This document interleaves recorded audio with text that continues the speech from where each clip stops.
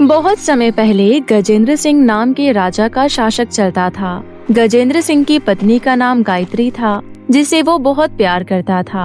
शादी के 8 साल बीत गए, परंतु अभी तक उनकी कोई संतान नहीं हुई। बहुत पूजा पाठ विनती मिन्नतें करने के बाद अब उनके घर में एक लक्ष्मी पैदा हुई, जिसका नाम उन्होंने बड़े प्यार से राजनंदिनी रखा। राजनंदिनी के आ जाने पर महल में बहुत बड़ा उत्सव रखा गया। सभी लोग बहुत खुश थे, परंतु जैसे जैसे राजनंदिनी बड़ी होती गई, उसके सर के बाल झड़ते चले गए। वो अब 12 साल की हो चुकी थी। उसके सर पर अब बहुत ही कम बाल बचे थे, जिसकी वजह से अब राजनंदिनी को शर्मिंदगी का सामना करना पड़ता था। वो जब भी अपने राज्य से बाहर निकलती तो उसके राज्य की लड़कियां उसको देखकर उसका मजाक उड़ाती और उस पर हंसती थी। ये सब देखकर राजनंदिनी को बिल्कुल अच्छा नहीं लगता था। माँ, मेरे साथ ऐसा क्यों है? अब मेरे सर पर कम बाल हैं, तो इसमें भला मेरी क्या गलती है? मैं जब भी राजमहल से बाहर खेलने जाती हूँ तो मेरे साथ कोई भी लड़की नहीं खेलती। उल्टा सब मुझे देखकर मुझ पर हंसते हैं और मेरा मजाक उड़ाती हैं। मुझे ये सब बिल्कुल अच्छा नहीं लगता है माँ। बेटा, ये तो भगवान की देन है, अब इसमें कोई क्या कर सकता है। पर तू चिंता मत कर, मैं एक बहुत जाने माने वैद्य को जानती हूँ। वो तेरे बालों के लिए जरूर कोई बढ़िया सा तेल देंगे, जिससे तेरे बाल बहुत सुंदर और घने हो जाएंगे। मैं आज शाम को ही उनके पास जाऊंगी। गायत्री शाम होते ही वैद्य के पास जाती है और उनसे अपनी बेटी के लिए तेल ले आती है और अपनी बेटी को देती है। ये ले बेटी, ये है वो तेल। इससे मैं रोज तेरे सर की मसाज किया करूंगी, जिससे तेरे बाल कुछ ही दिनों में बहुत ही सुंदर हो जाएंगे। कुछ दिनों के इस्तेमाल पर भी उस तेल का कोई असर नहीं हुआ। उल्टा राजनंदिनी के बाल और झड़ते चले गए, जिस वजह से राजनंदिनी अब बदसूरत दिखने लगी। अब उससे उसके पिता गजेंद्र सिंह भी उखड़े उखड़े से रहने लगे। ये सब राजनंदिनी को बिल्कुल भी अच्छा नहीं लग रहा था, इसलिए वो अपने आप को कमरे में बंद कर लेती है। बेटा, दरवाजा खोलो। ऐसे नहीं करते, तुम्हारी माँ तो तुमसे बहुत प्यार करती है ना। बेटा, दरवाजा खोलो, मेरे पास तुम्हारे लिए कुछ है। माँ के बहुत कहने पर राजनंदिनी दरवाजा खोलती है और अपनी माँ के गले लगकर फूट फूट कर रोने लगती है। माँ, यहाँ कोई मेरा दोस्त नहीं है, कोई मुझे यहाँ प्यार नहीं करता, बस आपके सिवा। मैं क्या सारी जिंदगी ऐसे ही अकेली रहूंगी? नहीं बेटा, तुम्हें एक दोस्त चाहिए थी ना। ये देखो, ये हमारी दासी की बहन की बेटी है। अब से ये तुम्हारा सारा ख्याल रखेगी और तुम्हारे साथ खूब खेलेगी। इसका नाम चंचल है। चंचल को देखकर राजनंदिनी बहुत खुश हो जाती है और उसे अपनी पक्की सहेली बना लेती है। परंतु चंचल मन की बहुत ही दुष्ट और कपटी लड़की थी। वो बस दिखावे के लिए राजनंदिनी के साथ रहा करती थी और झूठ मूठ का अच्छा बनने का दिखावा करती थी। एक दिन, राजनंदिनी, मैंने तुम्हारे सर की मसाज कर दी है, अब आप आराम करो। मैं अब अपनी सहेलियों के साथ खेलने जा रही हूँ। चंचल, तुम तो मेरी बहुत अच्छी दोस्त हो ना, क्या मैं भी तुम्हारे साथ खेलने चलूं? ये सुनकर चंचल अपने मन में कहती है, उफ, ये गंजे पता नहीं कहाँ से मेरे पल्ले पड़ गई। एक तो सारा दिन इसके नखरे उठाओ, इसके आगे पीछे घूमती रहूं। अब अगर मैं इस टकली को अपने साथ बाहर खेलने लेकर गई तो मेरी दोस्त इसके साथ साथ मुझ पर भी हंसेंगी। पता नहीं मौसी ने मुझे यहाँ काम पर क्यों लगा दिया। खैर कोई नहीं, अब लगा दिया है तो करना ही पड़ेगा। क्या हुआ चंचल, तुम क्या सोचने लगी? कुछ नहीं राजनंदिनी, वो मैं कह रही थी। तभी वहाँ रानी गायत्री आ जाती है। क्या बातें चल रही है दोनों में? कुछ नहीं माँ, वो चंचल अपने दोस्तों के साथ बाहर खेलने जा रही है, तो मेरा भी मन किया कि मैं उसके साथ बाहर खेलने जाऊँ। ये तो बहुत अच्छी बात है। जाओ बेटा, बाहर घूमो फिरो और ऐसे ही खुश रहो। हाँ माँ, आपका बहुत बहुत शुक्रिया जो आपने मुझे चंचल से मिलवाया। ये मेरा बहुत अच्छे से ख्याल रखती है और मेरे साथ खूब खेलती है। ये बहुत अच्छी है माँ। अब चंचल के पास कोई रास्ता नहीं था, उसे राजनंदिनी को अपने साथ बाहर खेलने ले जाना ही पड़ा। वो जैसे ही राजमहल से निकलकर बगीचे में पहुंची तो वहाँ चंचल की सहेलियाँ चंचल को देखकर कहती है, क्या बात है चंचल, आज तो किस चांद को लेकर घूम रही है अपने साथ? अरे भाई, ऐसे मत बोल, ये हमारे राज्य की राजकुमारी है। अब राज्य की राजकुमारी की चमचागिरी कौन नहीं करना चाहेगा, इसलिए बेचारी चंचल इसके आगे पीछे लगी रहती है ताकि इसका भला हो जाए। ये सब सुनकर चंचल को बहुत गुस्सा आ रहा था, परंतु फिर भी वो अपने गुस्से को छुपाते हुए कहती है, छोड़ो ना दोस्तों ये सब बातें, हम खेलते हैं। नहीं, अगर ये टकली हमारे साथ खेलेगी तो हम तुझे भी नहीं खिलाएंगे। क्या पता इसका असर कहीं हम पर भी ना होने लग जाए। पता चले आज ये हमारे साथ खेले और हम रात को सोएं, सुबह उठें तो हमारे सारे बाल गायब। ये सब सुनकर राजनंदिनी बहुत दुखी हो जाती है। चंचल, तुम इन लोगों के साथ खेलो, मैं यहाँ बेंच पर बैठकर तुम्हें बस खेलता हुआ देखूंगी। राजनंदिनी चुपचाप बेंच पर जाकर बैठ जाती है और उन्हें खेलता हुआ देखती है और उसी में खुश हो जाती है। वो लोग आपस में फुटबॉल खेलते हैं। तभी चंचल फुटबॉल को लात मारती है और फुटबॉल उड़ते हुए सीधे जंगल में पहुंच जाती है। अरे यार चंचल, तूने कितना तेज फुटबॉल मारा, देख फुटबॉल तो जंगल में चला गया। अब मुझे नहीं पता, तू मेरा फुटबॉल ला कर दे। यार तू कैसी बातें कर रही है, तुझे पता है ना उस जंगल में चुड़ैलों का साया है, मैं उस जंगल में नहीं जाऊंगी। अगर तू नहीं जाएगी तो तू देख ले, हम में से कोई तुझसे बात नहीं करेगा। चंचल सोच में पड़ जाती है और उसके दिमाग में एक आइडिया आता है। वो राजनंदिनी के पास जाती है और कहती है, राजनंदिनी एक काम करोगी क्या, वो हमारी फुटबॉल उस जंगल में चली गई है, क्या आप लाकर दे सकती हो। चंचल की बात सुनकर राजनंदिनी जंगल में उनकी फुटबॉल लेने चली जाती है। इधर चंचल खुश होती है। दोस्तों, राजमहल में मैं इसकी दासी रहती हूँ और राजमहल के बाहर ये मेरी दासी रहती है। अब से हमें अपना जो भी काम करवाना हो इसी से करवाएंगे। पर चंचल, इसे कुछ हो गया तो चुड़ैल इसे पकड़कर ले गई ना, तो महारानी तुझे छोड़ेगी नहीं। अगर चुड़ैल इसे ले भी गई तो इसमें मेरा क्या, बोल दूंगी कि भटकते भटकते ना जाने कहाँ चली गई। मैं तो कहती हूँ अच्छा है चुड़ैल इसे पकड़ कर ही ले जाए, मेरी भी बला टलेगी इससे। उधर राजनंदिनी जंगल में फुटबॉल ढूंढते हुए आगे बढ़ रही थी। तभी उसे एक घायल चिड़िया दिखाई देती है जो दर्द से तड़प रही थी। अरे ये चिड़िया, इसको तो बहुत चोट लगी है, मुझे इसकी मदद करनी चाहिए। राजनंदिनी उस चिड़िया को अपने हाथों में उठाती है और पेड़ का एक पत्ता तोड़कर उससे उसके जख्म साफ करती है और उसे प्यार से सहलाती है। तभी उसके हाथ में एक तेज रोशनी होती है और वो चिड़िया उड़कर एक तेज रोशनी के साथ परी का रूप धारण कर लेती है। ये देखकर राजनंदिनी चौंक जाती है। राजनंदिनी, डरो नहीं, मैं असल में एक परी ही हूँ। मैं अक्सर पृथ्वी लोक पर अपना रूप बदल कर आया करती हूँ। आज मैं चिड़िया के रूप में पृथ्वी लोक पर घूम रही थी, तभी किसी ने मुझे बहुत तेज बॉल मार दी और मैं यहाँ गिर गई। पर तुम तो इस राज्य की राजकुमारी हो ना, तो तुम इस तरह इस सुनसान जंगल में क्या कर रही हो। परी जी, मैं क्षमा चाहती हूँ, शायद जो बॉल आपको लगी है मैं वही बॉल लेने आई हूँ। दरअसल मेरी सहेलियाँ बगीचे में खेल रही थी, तो उनकी बॉल गलती से यहाँ आ गई, तो मैं उन्हें लेने आई हूँ। अच्छा, तुम्हारा शुक्रिया राजनंदिनी, जो तुमने मेरी मदद की। ये तुम्हारी बॉल है, ये लो। फिर परी राजनंदिनी को बॉल पकड़ाती है। परी जैसे ही राजनंदिनी को छूती है, उसे राजनंदिनी के बारे में सारी बातें पता चल जाती है और वो राजनंदिनी से कहती है, राजनंदिनी, क्या तुम अपने बालों से दुखी हो। हाँ परी, परंतु ये आपको कैसे पता। मेरे छोटे बालों की वजह से सब मेरा मजाक उड़ाते हैं, यहाँ तक कि अब तो पिताश्री भी मुझसे प्रेम नहीं करते। मैंने कभी किसी का बुरा नहीं किया, परंतु फिर भी भगवान ने मुझे ऐसा बनाया, जल्दी कोई भी लड़की मुझसे दोस्ती नहीं करती। इतना बोलते बोलते राजनंदिनी रोने लगती है। तभी परी कहती है, रो मत राजनंदिनी, ये लो, मेरे पास तुम्हारे लिए कुछ है। तुमने मेरी मदद की, इसलिए मैं तुम्हारी मदद जरूर करूँगी। इतना बोलकर परी अपनी जादुई छड़ी घुमाती है और उसके हाथों में एक चमचमाती हेयर बैंड आ जाती है। वो हेयर बैंड राजनंदिनी को देते हुए बोलती है, राजनंदिनी, ये एक जादुई हेयर बैंड है। इसे तुम जब जब अपने सर पर लगाओगी तब तब तुम्हारे बाल बहुत लंबे और घने हो जाएंगे।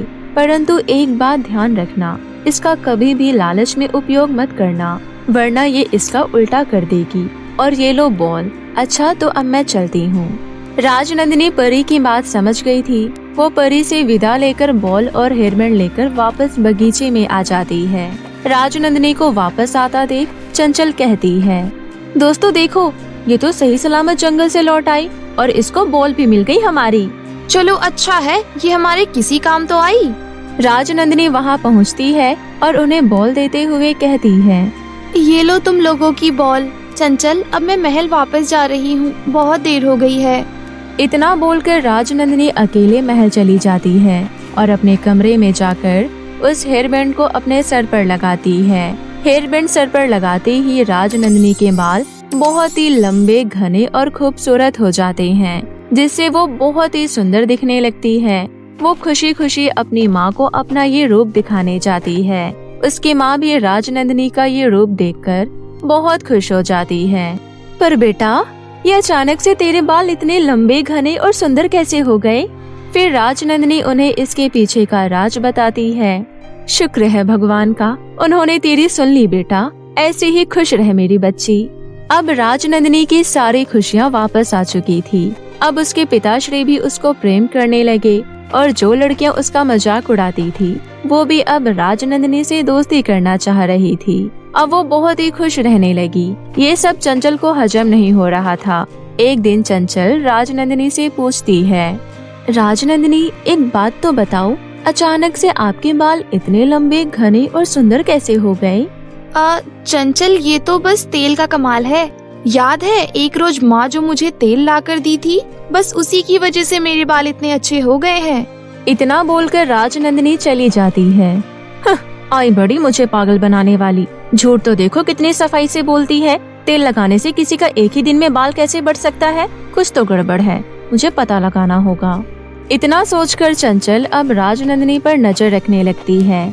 एक दिन राजनंदिनी हेयरबैंड को लगाकर कहती है, शुक्रिया जादुई हेयरबैंड, तुमने मेरी जिंदगी में आकर मेरी पूरी जिंदगी ही बदल दी। तुम्हारी बदौलत ही मुझे सबका प्यार मिलने लगा है। इसका पूरा श्रेय मेरी प्यारी जादुई हेयरबैंड मैं तुमको देना चाहती हूँ। ये सारी बातें चंचल सुन लेती है और उसे जादुई हेयरबैंड के बारे में पता चल ही जाता है। अच्छा, ये सारा कमाल इस जादुई हेयरबैंड का है। ये तो वही हेयरबैंड है जो ये जंगल से लेकर आई थी। इस हेयरबैंड को देखकर तो मैं इसे फिजूल समझ रही थी, पर ये तो बड़ी काम की निकली। इस जादुई हेयरबैंड की वजह से ही इस राजनंदिनी के बाल इतने सुंदर हो गए हैं। इसे तो मेरे पास होना चाहिए। इतना सोचकर चंचल अगले दिन चुपके से राजनंदिनी के कमरे में घुसकर मौके का फायदा उठाकर उसका हेयरबैंड चुरा लेती है और अपने घर पहुंचकर उस हेयरबैंड को जैसे ही अपने सर पर लगाती है, उसके सारे बाल झड़कर गिर जाते हैं। चंचल जब अपने आप को शीशे में देखती है तो फूट फूट कर रोने लगती है। हे भगवान, मेरे सुंदर बाल कैसे झड़ गए। अब मैं बाहर कैसे जाऊंगी? चंचल खूब रोती है। फिर वो अपना चेहरा ढककर राजनंदिनी के पास पहुंचती है और उसे सारी बात बताती है। ये सुनकर राजनंदिनी उस परी को याद करती है और उसे अपने पास बुलाती है। राजनंदिनी की पुकार सुनकर जंगल वाली परी उसके पास प्रकट होती है और कहती है, क्या हुआ राजनंदिनी, तुमने मुझे पुकारा? हाँ परी, वो मेरी सहेली से भूल हो गई। इसने गलती से मेरा जादुई हेयरबैंड अपने सिर पर लगा लिया और इसके सारे बाल झड़ गए। आप कृपया इसको पहले जैसा कर दीजिए। राजनंदिनी, ये तुम्हारी सहेली से भूल नहीं बल्कि इसने जानबूझकर किया है, इसलिए इसको बस इसके लालच का फल मिला है। पर तुम कह रही हो तो इसलिए मैं इसको तुम्हारे कहने पर पहले जैसा कर देती हूँ।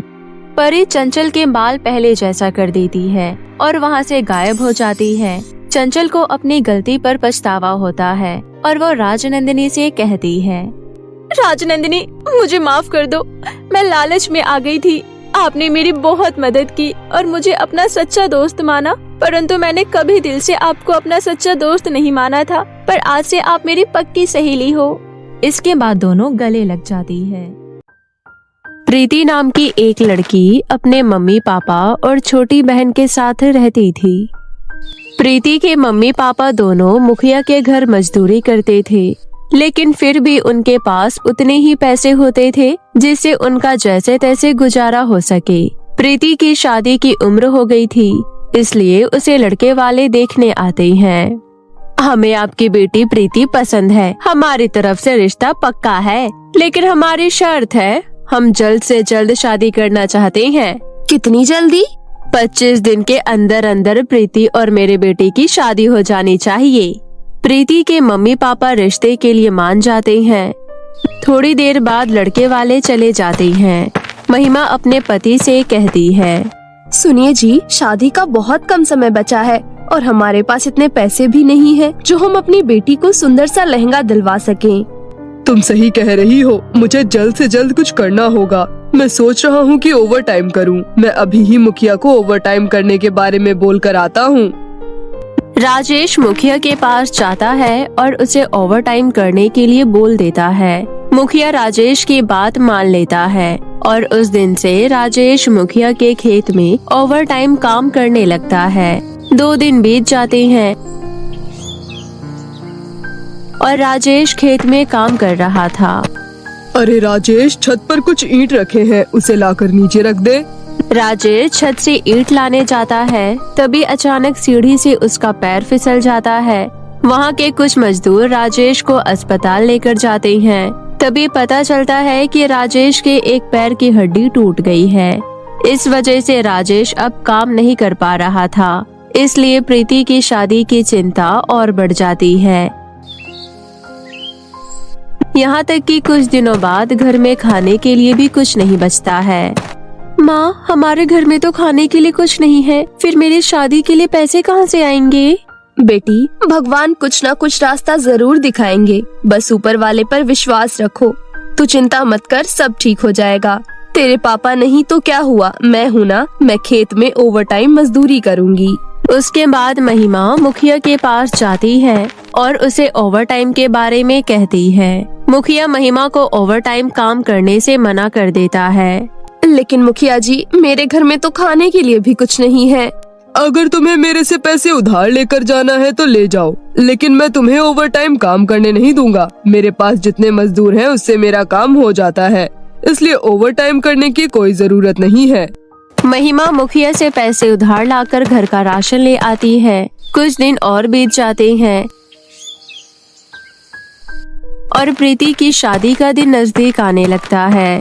माँ, अभी तक तो शादी की तैयारी तक नहीं हुई और मुझे लग भी नहीं रहा कि शादी की तैयारियाँ शुरू होंगी।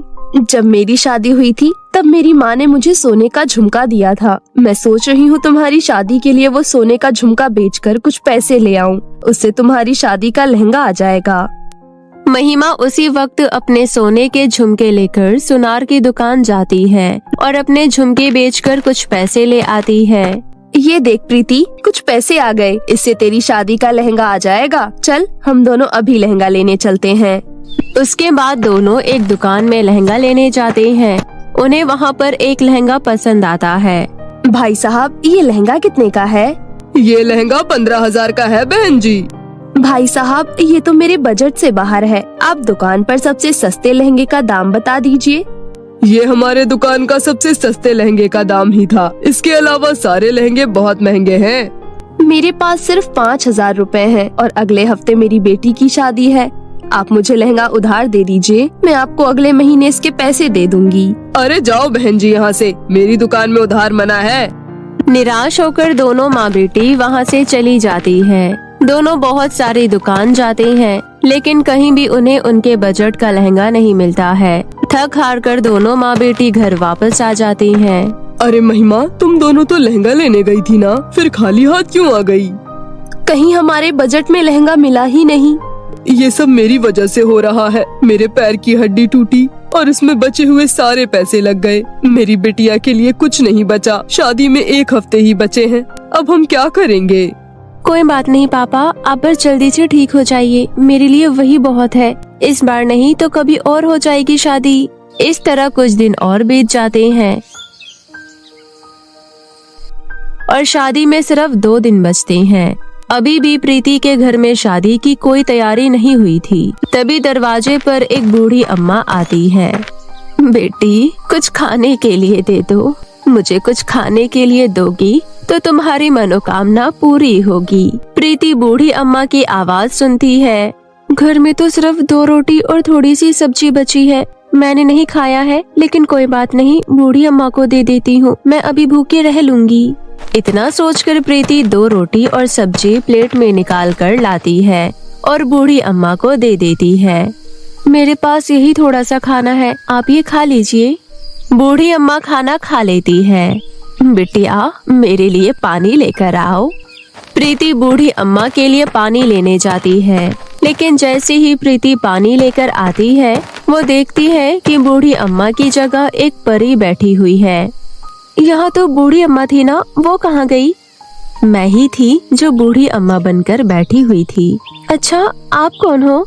मैं नित्या परी हूँ। जब तुम अपने मम्मी पापा से बातें कर रही थी, तब मैंने खिड़की के बाहर से सारी बातें सुन ली थी। मैंने तुम्हारी मदद करने का फैसला किया। अगर मैं अपने असली रूप में आती तो पड़ोस में रहने वाले लोगों को पता चल जाता, इसलिए मैं बूढ़ी अम्मा बनकर आई।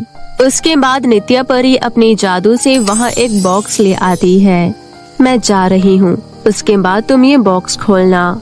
इतना बोलकर नित्या परी चली जाती है। नित्या परी के जाने के बाद प्रीति बॉक्स खोलती है और उसमें से एक बहुत ही सुंदर लहंगा निकलता है। ये लहंगा तो बहुत सुंदर है, मैं अभी माँ को ये लहंगा दिखाती हूँ। प्रीति लहंगा लेकर अपनी माँ के पास जाती है। माँ, ये देखो मेरे शादी का लहंगा। ये तुम कहाँ से लेकर आई प्रीति? ये मुझे नित्या परी ने दिया है। अभी आप और पापा घर पर नहीं थे और छुटकी भी बाहर खेलने गई थी। तब नित्या परी एक बूढ़ी अम्मा बनकर आई और उसके बाद अम्मा ने मेरे से खाना मांगा। खाना खाने के बाद वो अपने असली रूप में आ गई और उन्होंने मुझे लहंगे का बॉक्स दिया। नित्या परी का बहुत शुक्रिया, कम से कम शादी का लहंगा तो आ ही गया। माँ, मुझे मेकअप करना आता है, लेकिन मेरे पास मेकअप किट नहीं है। अब मैं बिना मेकअप के शादी करूँगी क्या? यहाँ तक कि शादी की तैयारियों में बहुत पैसे लगते हैं और पैसे की वजह से हमने अभी तक तैयारियाँ शुरू नहीं की। अगर मेरे ससुराल वाले गुस्सा होकर चले गए तो? प्रीति के इतना कहते ही वहाँ मेकअप किट और शादी की तैयारियों के लिए बहुत सारे रुपए आ जाते हैं। लगता है नित्या परी तुम्हें जादुई लहंगा देकर गई है। देखा अभी तुमने जो जो बोला सब तुम्हारे सामने आ गया। हाँ माँ, मुझे भी यही लग रहा है। पिछली बार पापा का अच्छे से इलाज नहीं हो पाया था, अब हम और भी अच्छे अस्पताल में पापा का इलाज करवाएंगे। उसी दिन प्रीति अपने पापा को बहुत अच्छे अस्पताल में लेकर जाती है और उनके पैरों का इलाज करवाती है। उसके बाद उसके पापा पहले की तरह ठीक हो जाते हैं। प्रीति बेटी, मुझे ये समझ नहीं आ रहा, आखिर मेरे इलाज के लिए तुम्हारे पास पैसे कहाँ से आए? अभी तो आपका इलाज हुआ है, आगे देखते रहिए, मेरी शादी भी धूमधाम से होगी। मेरे पास नित्या परी का जादुई लहंगा है। उसके बाद प्रीति अपने पापा को जादुई लहंगे के बारे में सारी बातें बताती है। 2 दिन बाद प्रीति की शादी थी, इसलिए सभी शादी की तैयारियों में लग जाते हैं। 2 दिन बीत जाते हैं और प्रीति अपने मंडप में नित्या परी का दिया हुआ जादुई लहंगा पहनकर आती है। लेकिन तभी लड़के की माँ बोलती है, भाई साहब, मुझे ज्यादा कुछ नहीं चाहिए, बस अपने बेटे के लिए एक गाड़ी और 7 लाख रुपए चाहिए। इसके बारे में तो आपने मुझे बताया ही नहीं कि आपको दहेज भी लेना है। ये दहेज कहाँ है? ये तो छोटा मोटा गिफ्ट है। ये सब मैं अपने लिए थोड़ी ना मांग रही हूँ, बल्कि आपकी बेटी के लिए ही तो मांग रही हूँ, ताकि उसको किसी चीज की कमी ना रहे। अगर आपने ये सब नहीं दिया तो ये शादी नहीं होगी। ठीक है, मुझे ऐसे भिखमंगे से शादी करनी भी नहीं है। क्या कह रही हो आप? ये सब आप मेरे लिए मांग रही हो? मेरे पास ये सब अभी भी नहीं है, लेकिन मैं खुशी से रह रही हूँ, तो मुझे आगे भी इसकी कोई जरूरत नहीं होगी। सीधा सीधा क्यों नहीं बोल देती हो? छोटे मोटे गिफ्ट के नाम पर भीख मांगने की आदत है आप लोगों को। चुप हो जा प्रीति, कृपया करके शादी मत तोड़ना। हम कहीं से उधार लेकर आपको ये सब दे देंगे। नहीं माँ पापा, मुझे शादी नहीं करनी है। आप इन लोगों को बोल दीजिए, जिस रास्ते से आए हैं उस रास्ते से वापस चले जाए और अपने बेटे को किसी और घर में जाकर बेचे। तुम बहुत ही बदतमीज लड़की हो, तुम्हें बात करने की बिल्कुल तमीज नहीं है। आंटी, पहले आप खुद को देखिए। मैं अब इससे ज्यादा कुछ बोलूं इससे पहले चुपचाप आप लोग यहाँ से निकल जाइए, नहीं तो मैं इससे भी ज्यादा बेइज्जती कर दूंगी आपकी। लड़के वाले अपनी बारात लेकर वापस चले जाते हैं। उनके जाने के बाद महिमा प्रीति को बोलती है, प्रीति, तुम्हारे पास जादुई लहंगा है, इससे तुम लड़के वालों को उनकी मांगी हुई चीज दे सकती थी। हाँ माँ, मैं उन्हें ये सब दे सकती थी, लेकिन मैं ऐसे लालची घर में अपना रिश्ता नहीं रख सकती हूँ। यहाँ बस हमें पता है कि मेरे पास जादुई लहंगा है, लेकिन उनके लिए तो हम गरीब थे ना। फिर भी उन्होंने इतनी बड़ी मांग हमारे सामने कर दी। मुझे अभी शादी नहीं करनी है, मैंने सिर्फ 12वीं तक पढ़ाई की है, इसलिए अब मैं अपनी आगे की पढ़ाई करूँगी। प्रीति के मम्मी पापा उसकी बात मान लेते हैं। उसके बाद प्रीति एक अच्छे कॉलेज में अपनी आगे की पढ़ाई करने लगती है। इस तरह प्रीति दहेज लेने वालों को अच्छा सबक सिखाती है और अपने परिवार के साथ हंसी खुशी जीवन व्यतीत करने लगती है।